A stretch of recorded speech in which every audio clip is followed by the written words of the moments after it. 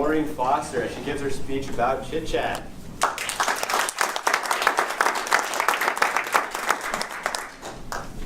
Chit chat, small talk, we all love it, right?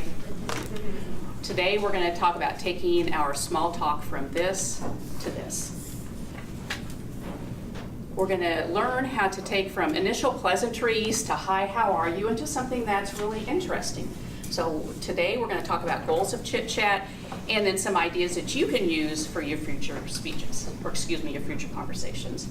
So the goal of chit chat is to find ask and answer just some common questions. You're not there to stump anybody, just common questions, and to find something that's common between you so you walk away feeling good. That's it. You want to walk away feeling good. So I call this the 3x3. So there's 3 things that you need to do to figure out what to do. The first is answer 3 questions that people typically ask, which we'll review.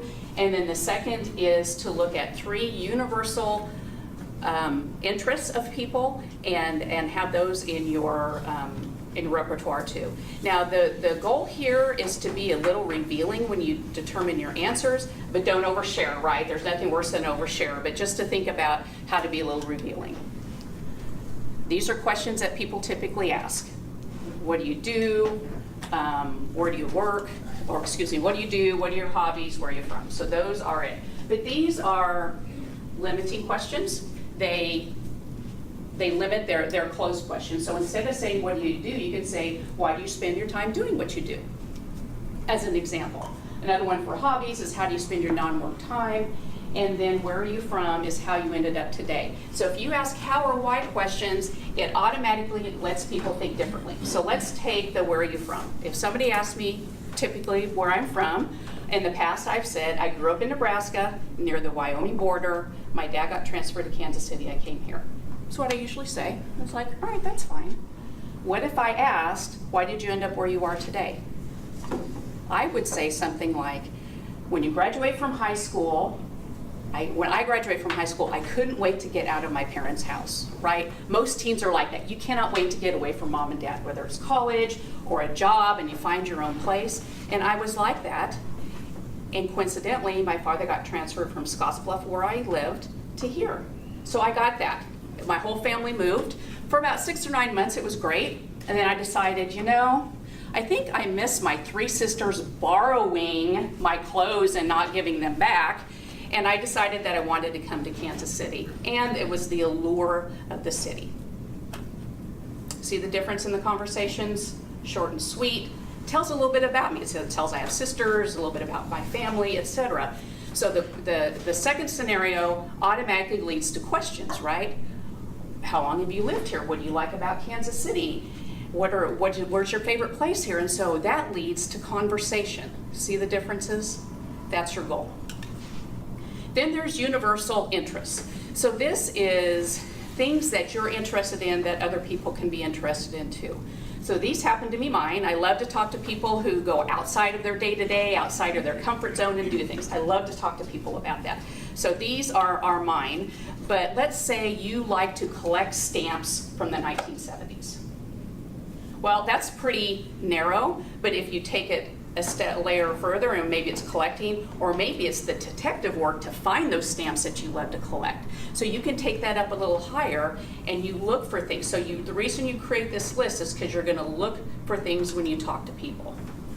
So your 3x3, you know what it is. You have your 3 questions. You need to write them down to common answers. Don't roll your eyes at, I don't want to do this. If you just take a little bit of time, it's actually pretty easy to do. You can do that, and then when you listen to people talk, so you're gonna share that story, they're gonna respond to you. You listen for your 3 things. You listen for some glimmer of the 3 things you're interested in. So for me, I like to talk to people who are different than I am or who have quirky personalities. So I will listen for some things that are a little unusual, and you respond back. And then what that does, and then you ask your why questions, right? Again, your goal is just to keep the conversation going, and that automatically boosts your conversations. With them is what's in it for me. The reason why you put in this little bit of work is, who wants to have boring conversations? Nobody does. So this will help you. If nobody else, it will help you. So let me share an example. I had something happen to me a couple weeks ago that I was on the receiving end of why questions, and I didn't even realize it at the time. There was someone I work with that was going away, and I went to the party, and I only knew a couple people, and I was talking to someone, and we did the typical, how do you know Rodney, how long have you worked at Sprint, that kind of thing. And very quickly and very interestingly, the conversation changed. And it changed from kind of that to something that we found that we had in common. So a little bit of background, I ran a leadership program at Sprint for about 7 years.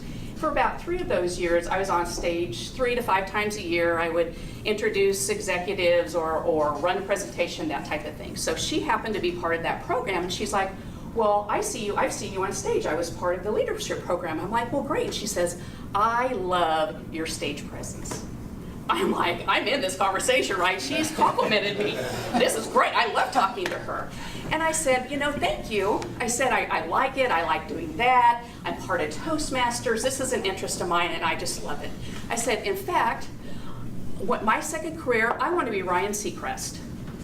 And then I stopped, and I'm like, I would revealed something about myself that I didn't even know. One, I have never thought about a second career, and 2, let alone that I want to host things, right? It just came out. I've always thought that would be a great job, but I had never thought about it that way. And she felt it, right? She felt I was revealing something. And she's like, oh, cool, well, I've always wanted to, and then we started the conversation. And I happened to run into her about a week later, and she's like, I've been thinking about our conversation, and that was so cool. I really felt like I knew you. That's it, right? That is what you want out of small talk. You want to walk away feeling good. You want to walk away remembering. So your goal is to now remember what small talk is, write down your answers, and listen for your 3 things. The 3 things may sound kind of silly, but once you do it, you'll be like, yeah, because there's always little nuggets that you can look at and remember. And remember, you boost the conversation, it's up to you, and it's easy to do. Now that you have your 3x3, because you know what to do, right? And everyone has a story to tell, and you are all Toastmasters, and you all like the value of a good story. So go out there and show people what a great conversation looks like. Thank you.